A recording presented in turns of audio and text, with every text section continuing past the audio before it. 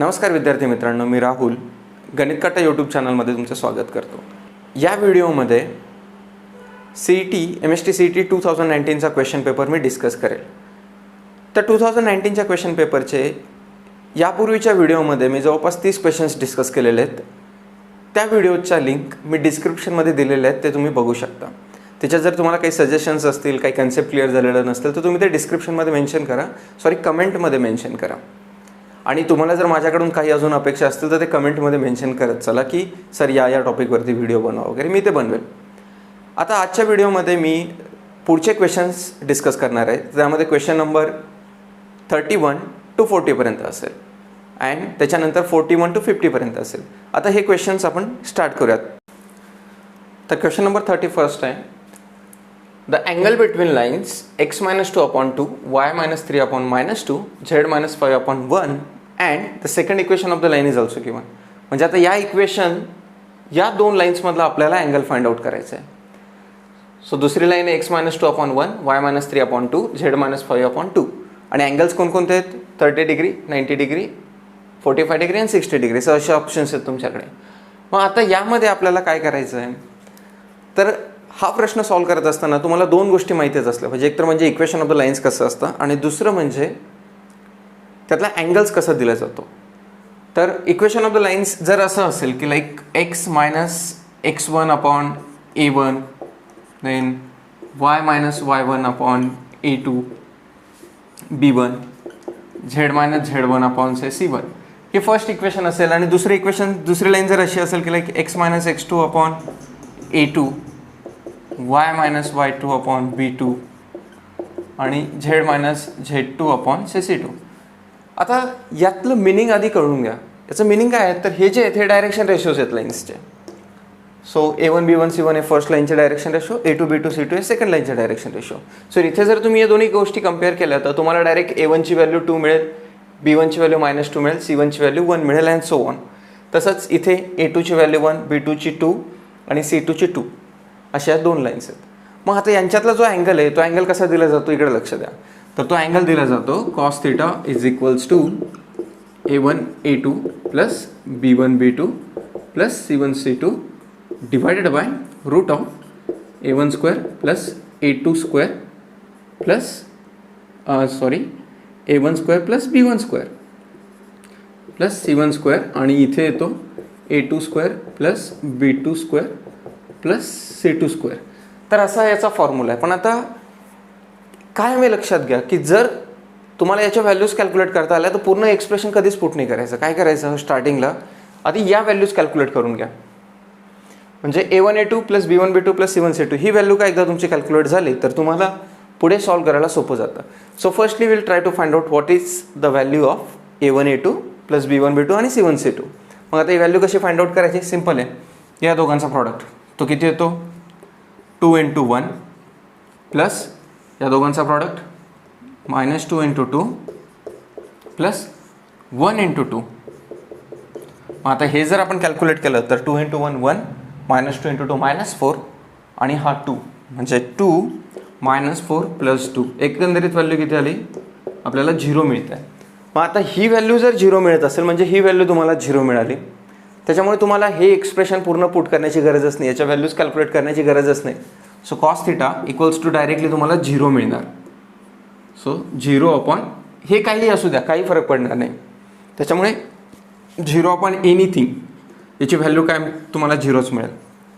आणि यापैकी कोणत्या अँगलसाठी cos θ = 0 असतो, तर θ = 90 डिग्री. आता हे तुम्हाला मी थेरी एक्सप्लेन केली, पण हे क्वेश्चन एक्झाममध्ये जर आला तर तुम्हाला हे फॉर्म्युला पण लिहिण्याची गरज नाही. काय करायचं, सिम्पली 1 2 यांचा प्रॉडक्ट घ्यायचा, 2 × 1 यांचा प्रॉडक्ट घ्यायचा, यांचा प्रॉडक्ट कॅल्क्युलेट करायचा. जर हा प्रॉडक्ट 0 आला तर डायरेक्ट 90 डिग्री. जर नाही आला तर मग फक्त यांचं स्क्वेअर रूट तुम्हाला कॅल्क्युलेट करायची आणि अँगल फाइंड आउट करायचा. सो एवढं सिम्पल इक्वेशन आहे. चला ठीक आहे.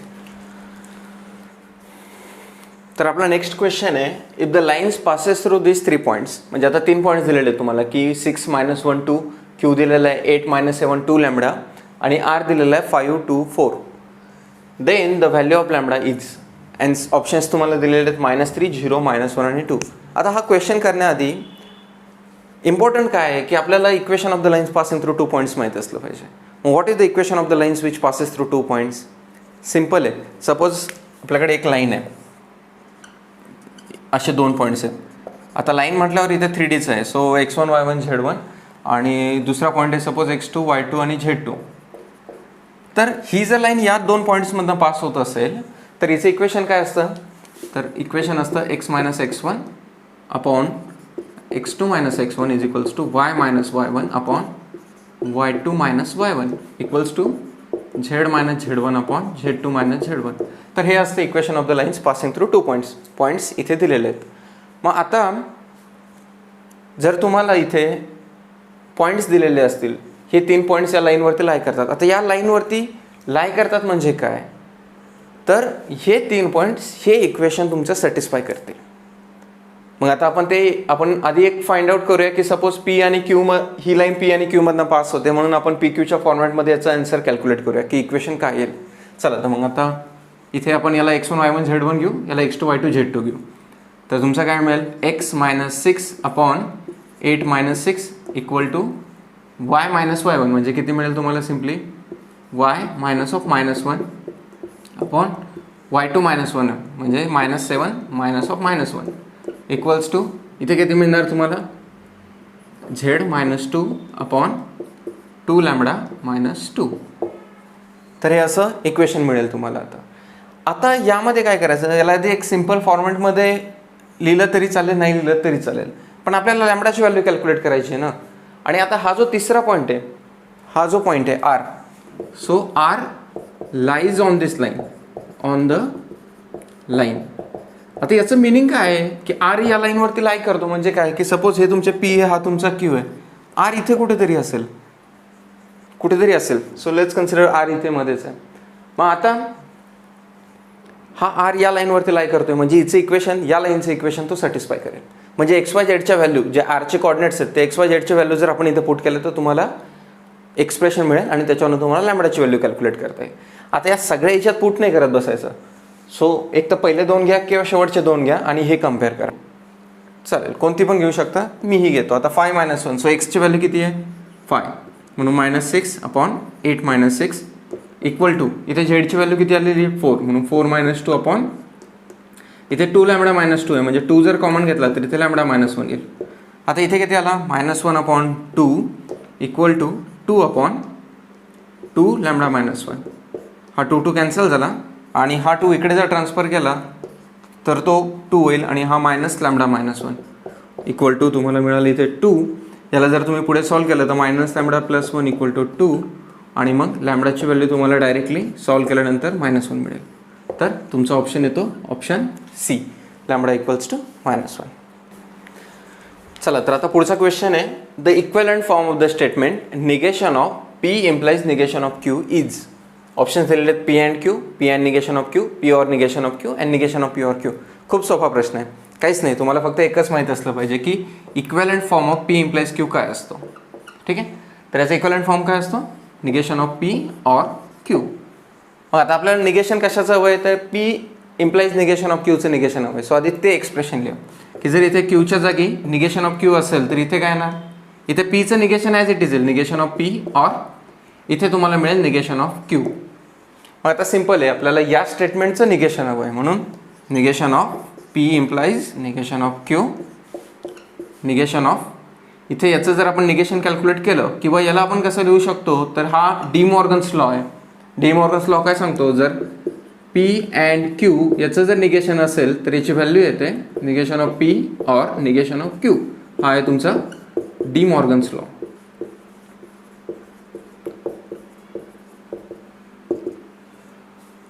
मग आता इथे हे एक्सप्रेशन त्या टाईपचं आहे म्हणून इथे तुमचं निगेशन ऑफ काय येणार? पी अँड क्यू येणार. मग निगेशन कॅन्सल झालं, सो फक्त तुम्हाला आन्सर मिळालं पी अँड क्यू. म्हणजेच तुमचा ऑप्शन कोणता झाला? P and Q, option A. ठीक आहे, हा क्वेश्चन खूप सोपा होता. म्हणजे या क्वेश्चनमध्ये कॅल्क्युलेशन्स खूप कमी आहेत. फक्त तुम्हाला 2च गोष्टी महत्त्वाच्या आहेत, डी मॉर्गन्स लॉ आणि याचा इक्विव्हॅलंट फॉर्म. याचा इक्विव्हॅलंट फॉर्म कधीच विसरायचा नाही. चला तर आता आपला पुढचा क्वेश्चन आहे question number 34. If a set दिलेला आहे की x belongs to real number such that x² - 5 mod of x, इथे mod of x आहे, x नाही, प्लस 6 देन एन ऑफ एची व्हॅल्यू किती. मग आता हा क्वेश्चन करत असताना एक ट्रिक तुम्हाला यूज करायची आहे. आता इथे थोडी मिस्टेक आहे, इथे तुम्हाला इक्वल टू 0 दिलेलं आहे. ठीक आहे, x square minus 5 mod x plus 6 equals to 0 आहे. मग आता याचे तुम्हाला बेसिकली रूट्स फाइंड आउट करायचे. हे क्वाड्रॅटिक इक्वेशन आहे. ठीक आहे, पण आता इथे एक्सच्या जागी मॉड एक्स आलेलं आहे, त्याच्यामुळे थोडा इश्यू येऊ शकतो. आता ते कसं सॉल्व्ह करायचं बघा. तर x square minus 5 mod x plus 6 equals to 0 याचे आपल्याला बेसिकली रूट्स फाइंड आउट करायचे. सो सिम्पली काय करा, तर या एक्सला एक्स स्क्वेअरला आपण असं मॉड ऑफ एक्स स्क्वेअर लिहू शकतो, कारण एक्स स्क्वेअर पण पॉझिटिव्ह येणार आहे आणि मॉड एक्स पण पॉझिटिव्ह येणार आहे, त्याच्यामुळे हे दोन्ही इक्वल आहेत. ठीक आहे, पण mod of x equals to x असेलच याची गॅरंटी नाही. तो कधी एक्स पण असेल आणि कधी मायनस एक्स पण असेल. हे कधी ज्यावेळेस एक्स ग्रेटर दॅन 0 आणि हा एक्स लेस इक्वल टू 0 असेल त्यावेळेस. पण ज्यावेळेस त्याचा स्क्वेअर असेल तर दोघांचा स्क्वेअर पॉझिटिव्ह होणार आहे, म्हणून हे दोन्ही इक्वल आहे. मग आता आपण काय करू, सिम्पली याला मॉड ऑफ एक्स स्क्वेअर लिहू, याला मायनस 5 मॉड ऑफ एक्स लिहू आणि इथे प्लस 6 इक्वल्स टू 0 आहे. आता हे क्वाड्रॅटिक इक्वेशन आहे.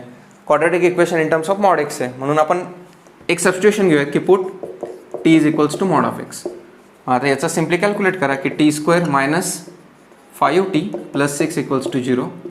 सिम्पल क्वाड्रॅटिक इक्वेशन आहे. सॉल्व्ह करत असताना कसं 1 into 6 म्हणजे 6चे असे फॅक्टर्स फाइंड करायचे ज्याची ॲडिशन -5 आली पाहिजे, म्हणून फॅक्टर्स आले -2 -3. आणि याला जर आपण पुढे सॉल्व्ह केलं तर तुम्हाला मिळेल t square minus 2t minus 3t plus 6 equals to 0. याच्यानंतर काय करणार तुम्ही, सिम्पली टी कॉमन घ्या, टी -2 -3 टी -2 इक्वल्स टू 0 आणि मग टी -3 टी -2 इक्वल्स टू 0. याला जर आपण इक्वेट केलं तर तुम्हाला टीच्या व्हॅल्यू मिळतील 3 आणि 2. पण इथे फक्त टीची व्हॅल्यू मिळाली. आपल्याला काय हवं आहे, आपल्याला सगळे एक्स फाइंड आउट करायचे आहेत की असे किती एक्स आहेत, या सेटमध्ये किती एलिमेंट्स आहेत. पण टी म्हणजेच काय होतं आपला मॉड एक्स, म्हणून दोन पॉसिबल झाले की मॉड एक्स इक्वल्स टू 3 आणि mod x equals to 2. Mod x equals to 3 कधी कधी असतो ज्यावेळेस एक्स इज इक्वल्स टू 3 आणि एक्स इज इक्वल्स टू -3 असेल त्यावेळेस मॉड एक्स इक्वल्स टू 3 आलं. म्हणजे इथे तुम्हाला 2 व्हॅल्यू मिळाल्या एक्सच्या आणि बाय सेम कॅल्क्युलेशन इथे तुम्हाला एक्सच्या 2 व्हॅल्यू मिळतील. म्हणून 2 + 2 किती व्हॅल्यू झाल्या, टोटल 4 व्हॅल्यूज झाल्या. म्हणून एन ऑफ ए किती आला तुमचा, n of A is equals to 4. So n of एची व्हॅल्यू आली तुमची 4. सिम्पल क्वेश्चन होता, फक्त एकच लक्षात घ्यायचं की ते एक्स स्क्वेअर आहे. जर तुम्ही तसं सॉल्व्ह करण्याचा प्रयत्न केला तर तुमचा आन्सर 2 येईल. त्यामुळे तेवढी काळजी घ्या की एक्सच्या जागी मॉड एक्स हे रिप्लेसमेंट करायचं. ठीक,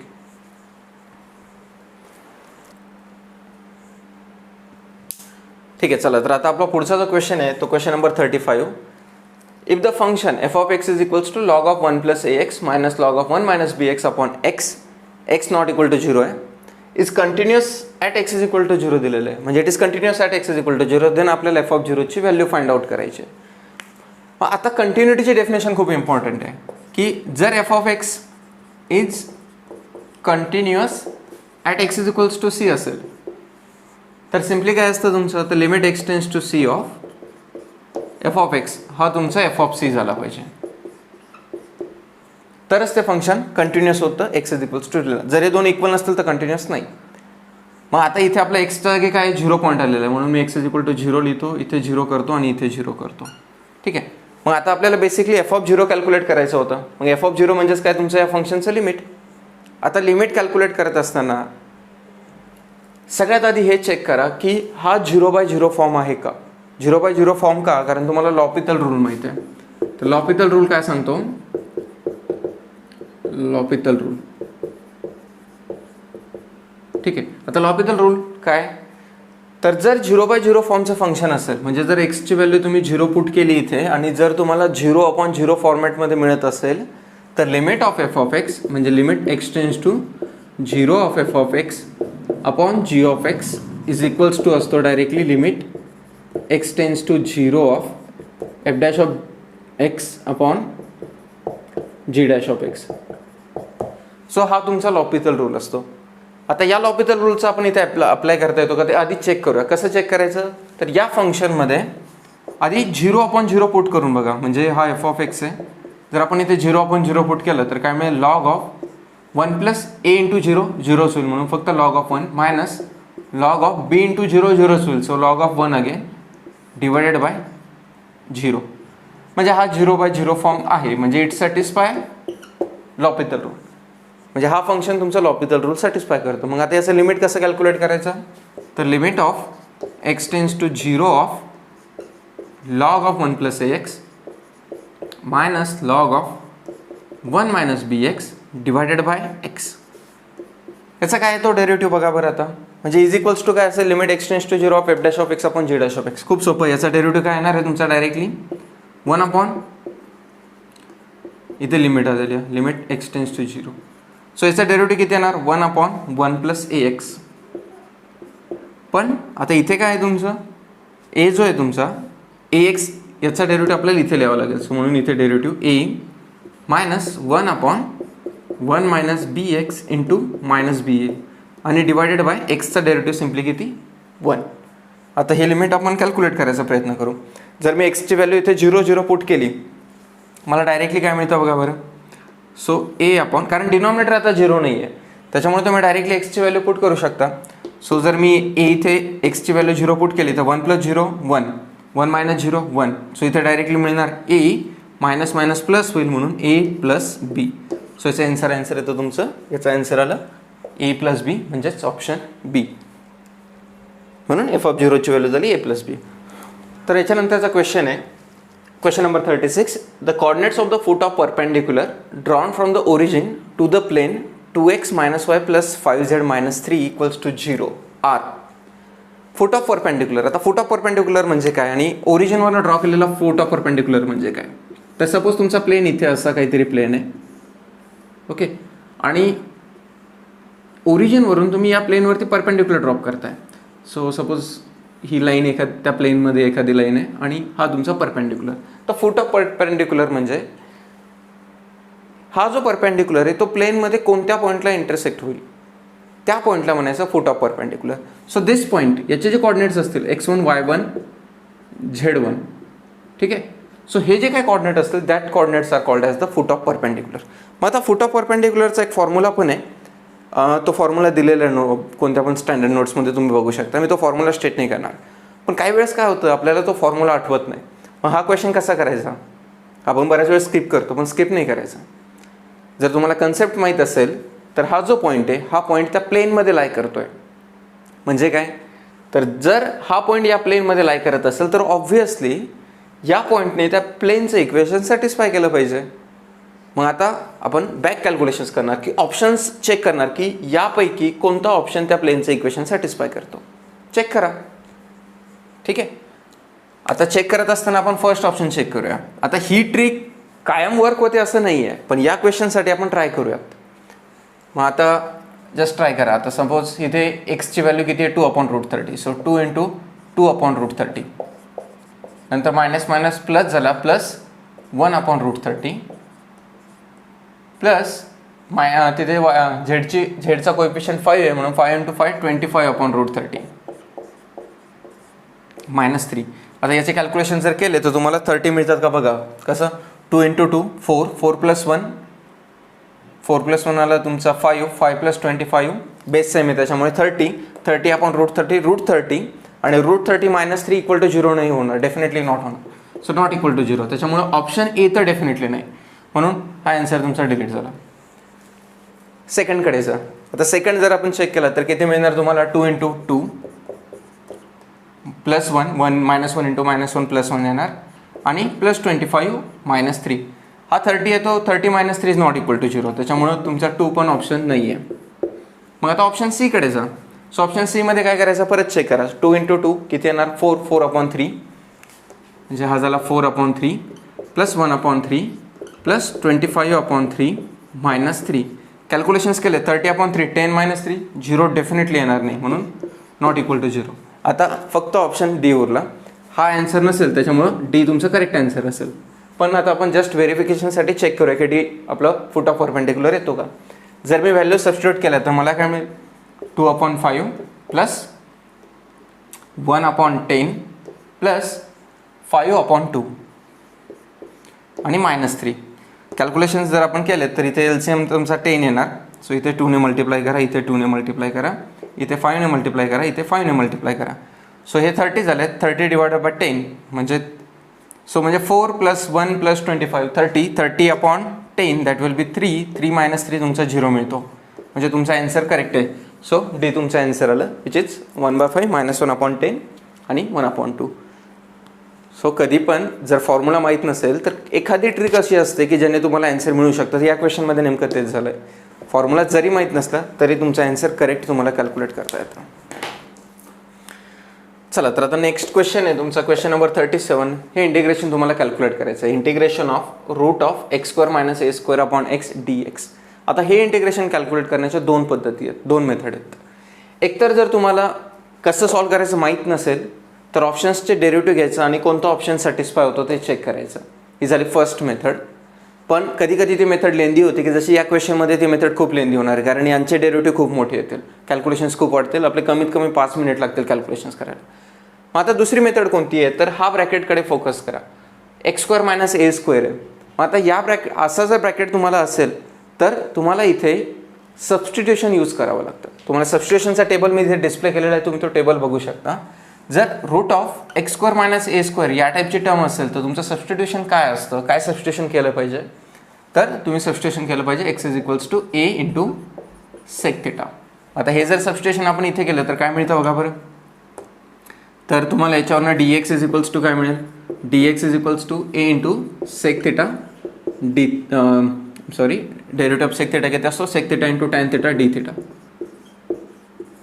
हा तुमचा dx मिळेल. मग आता इथे या व्हॅल्यू सबस्टिट्यूट करा. इथे काय मिळेल तुम्हाला a² sec² - a sec², sorry a² इथे. आता याला जर सॉल्व्ह केलं तर a बाहेर येणार आणि sec² θ - 1 विल बी tan² θ, म्हणजे हा झाला फक्त a tan θ.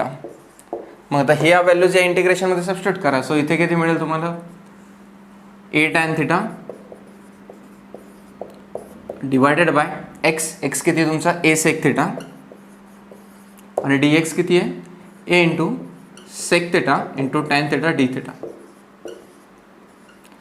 तर इथे हा a आणि हा एक कॅन्सल झाला, एक एक्स्ट्रा आहे त्याच्यामुळे मी त्याला बाहेर घेतो.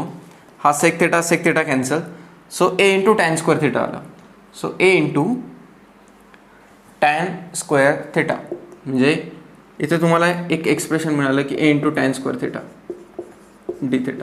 मग आता हे कसं सॉल्व्ह करता येतं तर tan² डायरेक्ट फॉर्म्युला नाही आहे, पण डेरिव्हेटिव्ह ऑफ tan θ तुम्हाला माहिती आहे sec² θ होतो आणि याला आपण sec² θ मध्ये कन्वर्ट करू शकतो.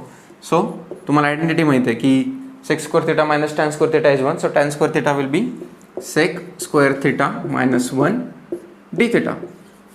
मग हे पुढे सॉल्व्ह करा. इंटिग्रेशन ऑफ sec² θ सेपरेट केलं, -1 सेपरेट केलं. So integration of sec² θ dθ - dθ, त्याची व्हॅल्यू किती येणार tan θ. ठीक आहे, कारण derivative of sec is tan, so it will be a × tan θ -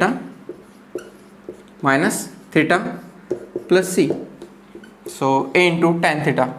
पण मग tan θ काय होता तुमचा, सो tan θ ची तुम्हाला व्हॅल्यू कॅल्क्युलेट करावी लागेल. तर इथे तुम्ही ऑलरेडी कॅल्क्युलेट करून ठेवलेली आहे की tan θ विल बी इथे बघा √(x²-a² इज a tan θ होता, म्हणून tan θ ची व्हॅल्यू किती होणार, दिस व्हॅल्यू डिवायडेड बाय a, म्हणजे हा इथे आला तुमचा √(x²-a² अपॉन a मायनस इथे a × θ होईल. पण मग θ ची व्हॅल्यू काय असेल इथे चेक करा. सो याच्यावरून तुम्हाला θ ची व्हॅल्यू पण कॅल्क्युलेट करता येते. सो x/a = sec² होईल, म्हणून sec−1 of x/a is equals to θ. So a × sec−1 of x/a + c हे तुमचा आन्सर आला. सो सबस्टिट्यूशन नाही केलं तर हे अजून सोपं जातं. इथे a कॅन्सल होईल. मग आता असं ऑप्शन कुठे बघा बरं, सो तिथे मायनस आहे, सो मायनस येणारा ऑप्शन कोणता आहे, आन्सर नाही आहे. पण तुम्हाला माहिती आहे की sec−1 of x/a is equals to cos−1 of a/x, त्याच्यामुळं हे तुमचा आन्सर असेल. So this is your answer option E.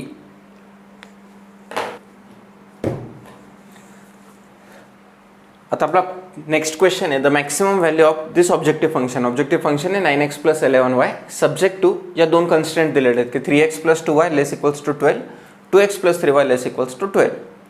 मग आता हे इक्वेशन सॉल्व्ह करत असताना एक लक्षात घ्यायचं की मॅक्सिमम व्हॅल्यू असो मिनिमम व्हॅल्यू असो त्या ऑलवेज या रिजनच्या कॉर्नर पॉईंट्सलाच एक्झिस्ट करतात. त्यासाठी तुम्हाला आधी याचा रिजनच प्लॉट करावं लागेल, याचे पॉईंट्सच प्लॉट करावे लागतील. मग आता रिजन प्लॉट करायचं असेल तर आधी या दोन लाईन्स प्लॉट करा. कशा येणार त्या बघा बरं. सो 3x + 2y ≤ 12, म्हणजे ही जी लाईन आहे ती येणार 3x + 2y = 12 जर घेतलं आपण तर हा येणार 3x/12 + 2y/12 = 1. याच्यावरनं जर सॉल्व केलं तर हा येणार x/4 + y/6 = 1.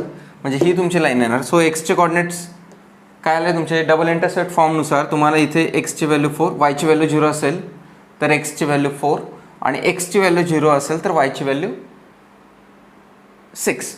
म्हणून हा इथे 4, आपण इथे 6 घेऊया, इथे 4 घेऊया आणि इथे 6 घेऊया. मग आता कसा आला तो 4,6. सो तुमची लाईन ही अशी असेल. ही झाली फर्स्ट लाईन. रिजन कोणत्या साईडला आहे? इथे 0 0 जर पुट केला तर तुम्हाला 0 = 12 मिळणार, म्हणजे रिजन तुमचा ओरिजिन साईडला आहे. सो असा रिजन आला. आता जर तुम्हाला डबल इंटरसेप्ट फॉर्म सपोज अवघड जात असेल प्लॉट करायला तर सिम्पल ट्रिक काय, आता सपोज या रिजनसाठी आपण ते बघूयात. So 2x + 3y = 12. हे रिजन कसं प्लॉट करायचं, चेक करायचं. एक्सची व्हॅल्यू 0 असताना वायची व्हॅल्यू किती? सो एक्सची व्हॅल्यू 0 असताना वायची व्हॅल्यू येते 4.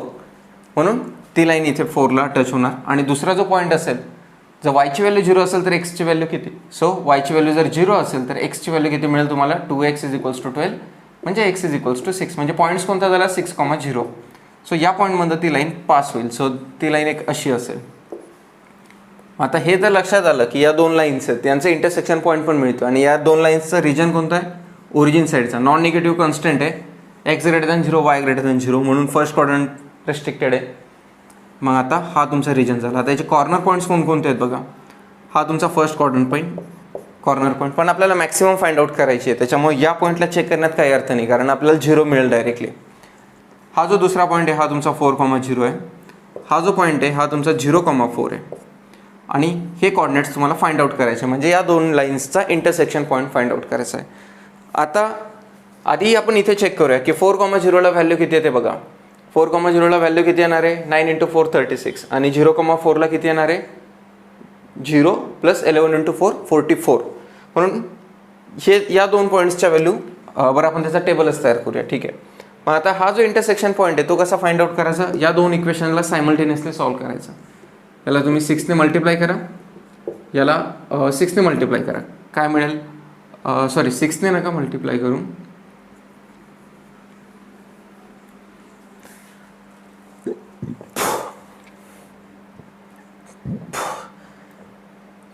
ओके. या दोन लाईन्सचा इंटरसेक्शन पॉईंट फाइंड आउट करायचा आहे. कसा फाइंड आउट करता येईल? सायमल्टेनियसली सॉल्व्ह करण्यासाठी याला 2ने मल्टिप्लाय करा, याला 3ने मल्टिप्लाय करा. नवीन इक्वेशन काय मिळेल?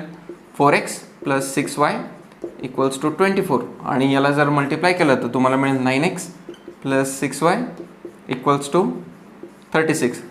दोघांचं सबट्रॅक्शन घ्या. सो हे कॅन्सल झालं. 9 - 4 विल बी 5x आणि 36 - 24 विल बी 12. सो एक्सची व्हॅल्यू तुम्हाला मिळेल 12/5. एकदा का एक्सची व्हॅल्यू मिळाली तर इक्वेशनमध्ये पुट करा, तुम्हाला वायची व्हॅल्यू पण मिळेल. सो किती मिळेल तुम्हाला वायची व्हॅल्यू? So 2 × 12/5 + 3y = 12. म्हणजे सॉल्व करा. हा किती आला? 12 - 24/5 आणि क्रॉस मल्टिप्लिकेशन जर केलं तर हा 3y आहे. क्रॉस मल्टिप्लिकेशन केलं तर 16 - 24 म्हणजे 36/5. 36/5 हे कॅन्सल झालं. सो y = 12/5 म्हणजे दोन्ही सेमच आलेत. y पण 12/5, x पण 12/5. मग आता या पॉईंटला या ऑब्जेक्टिव्ह फंक्शनची व्हॅल्यू चेक करा. सो ते चेक करण्यासाठी एक टेबल ड्रॉ करा. सो इथे झेडची व्हॅल्यू आणि इथे पॉईंट. सो स्टार्टिंगच्या 0 0 साठी 0 0च मिळणार आहे. आता एक्झाममध्ये कॅल्क्युलेट करण्याची पण गरज नाही 0 0. सो ही 0 चालेल. मग नंतर येतो 4,0. 4,0 साठी किती आली तुमची? 36. ठीक आहे, करेक्ट. आणि 0,4 साठी किती येणार? तर 0,44. आता उरला फक्त हा पॉईंट. या पॉईंटसाठी किती येणार बघा. या पॉईंटसाठी येणार हा जो पॉईंट आहे तुमचा आहे 12,5 12/5 12/5.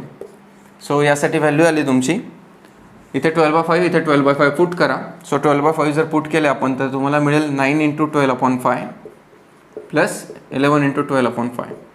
आपण 12/5 कॉमन जर घेतला तर 11 + 9 विल बी 20. 20 × 12/5 हा कॅन्सल झाला.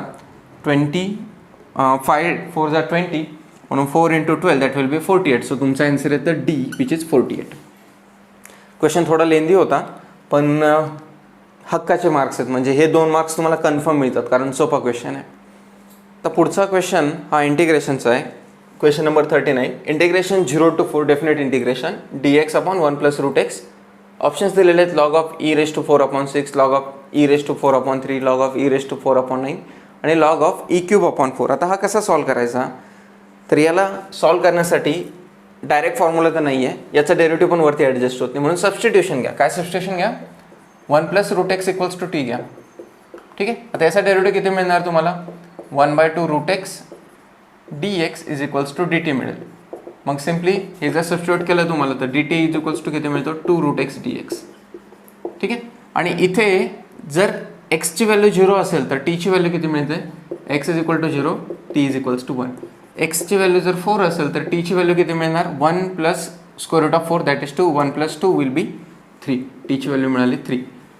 आणि इथे 2 रूट एक्स dt आला, सॉरी दिस इज dt. आता या dtचं काय करायचं, या 2 रूट एक्सचं काय करायचं, तर रूट एक्सचं सबस्टिट्यूशन तुम्ही t-1 घेऊ शकता. कारण इथे बघा, so root x will be t-1 म्हणून इथे मिळेल तुम्हाला 2t-1 dt. मग आता सगळं इन टर्म्स ऑफ t लिहिता येत आहे. सो इंटिग्रेशन काय होईल तुमचं, t is from 1 to 3, value substitute करा, dx is 2 times t-1 dt आणि हा इथे तुमचा फक्त t. याला जर पुढे सॉल्व केलं तर 2 कॉन्स्टंट आहे म्हणून इंटिग्रेशनच्या बाहेर घेतो आणि याला integration of 1 to 3 t upon t minus 1 upon t dt लिहितो. पुढे जर सॉल्व केलं तर हा 1 आला, 2 in bracket integration of 1 to 3 dt minus integration 1 to 3 1/t dt. ठीक आहे.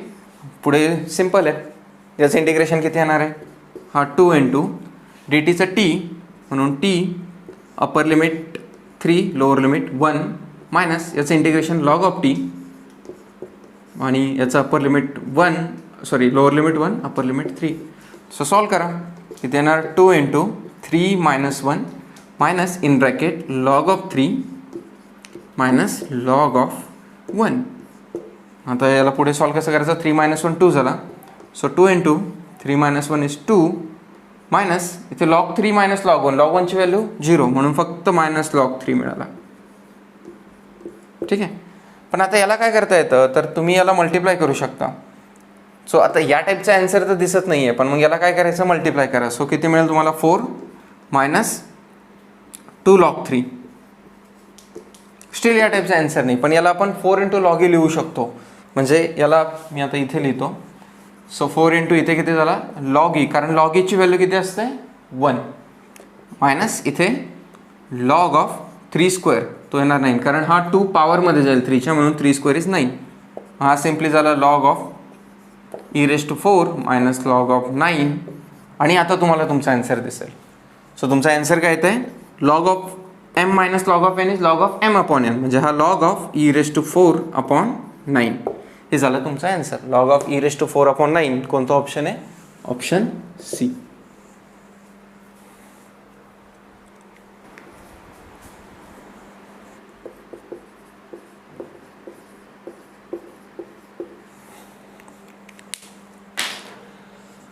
तर आपला पुढचा क्वेश्चन आहे, the number of solution of sin² θ equals to 1/2 in 0 to π.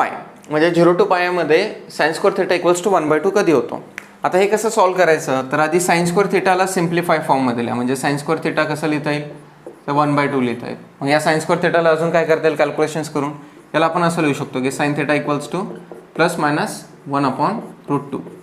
पण 0 to π कोणत्या क्वाड्रंटमध्ये अँगल येतात, तर 0 to π हे अँगल येतात फक्त म्हणजे इथे π/2 इथे पाय आणि फर्स्ट आणि सेकंड क्वाड्रंटमध्ये जो sin θ असतो तुमचा तो कायम पॉझिटिव्ह असतो. म्हणजे तुम्हाला माहिती आहे की ॲड शुगर टू कॉफी इथे सगळेच पॉझिटिव्ह, सेकंड क्वाड्रंटमध्ये साईन आणि कोसेक पॉझिटिव्ह. त्याच्यामुळे याची व्हॅल्यू निगेटिव्ह कधीच नसेल 0 to π मध्ये. सो फक्त sin θ ची व्हॅल्यू किती आली मग 1/√2. आता किती म्हणजे थिटाच्या कोणकोणत्या व्हॅल्यूसाठी sin θ इक्वल्स टू 1/√2 तर हे कसं डिटरमाइन करायचं. एक तर डेफिनेटली तुम्हाला माहिती आहे की sin θ इज इक्वल्स टू 1/√2 कोणत्या व्हॅल्यूला असते 45ला, that is definitely you know. पण एक्झॅक्टली एकच व्हॅल्यू आहे का, तर ते कसं डिटरमाइन करायचं, तर सिम्पल आहे. काय करायचं, साईनचा ग्राफ ड्रॉ करण्याचा प्रयत्न केला. साईनचा ग्राफ कसा आहे, तर इथे 0ला 0च आहे, इथे π/2 इथे पाय. ठीक आहे, मग हा ग्राफ असा जातो. म्हणजे तो π/2ला 1 व्हॅल्यू घेतो. सो इथे 1 तुमची व्हॅल्यू आणि पायला 0 व्हॅल्यू घेतो. मग आता सिम्पली 0 to 1 मध्ये कोणती जरी व्हॅल्यू असली, आता ही तुमची व्हॅल्यू 1/√2 आहे. 1/√2 म्हणजे काहीतरी 1 इथे 1.4 समथिंग. सो ही व्हॅल्यू 0.7च्या अराउंड काहीतरी येते. ठीक आहे, सो मग 0.7च्या अराउंड कोणती व्हॅल्यू येणार आहे? ही व्हॅल्यू येणार आहे 0.7. आता यासाठी तुम्हाला किती थिटा मिळणार आहेत? सो 0.7 इथे पण मिळते मला आणि इथे पण मिळते. म्हणजे असे किती थिटा आहेत? तर हा तुमचा θ1 म्हणजे तो तुमचा ॲक्च्युली π/4 आहे. ठीक आहे, आणि हा इथे तुमचा θ2, हा पण तुमचा दुसरा π/4 आहे. म्हणजे θ2 इक्वल्स टू ही व्हॅल्यू ॲक्च्युली 3π/4 आहे. जर तुम्ही व्यवस्थित कॅल्क्युलेट केली तर तुम्हाला तो 3π/4 मिळून जाईल. पण ग्राफिकली जर व्यवस्थित तुम्हाला कन्सेप्ट क्लिअर झाल्यात तर मग तुम्हाला हे ॲक्च्युअली व्हॅल्यू कॅल्क्युलेट करण्याची पण गरज नाही, कारण फक्त नंबर ऑफ सोल्युशन्स विचारले आहेत. सो इथे तुम्हाला 2 पॉईंट्सला π/4 व्हॅल्यू मिळणार आहे, 1/√2 व्हॅल्यू मिळणार आहे. म्हणून याचं सोल्युशन किती झालं? θच्या 2 व्हॅल्यू आहेत. म्हणून ऑप्शन तुमचा सी विच इज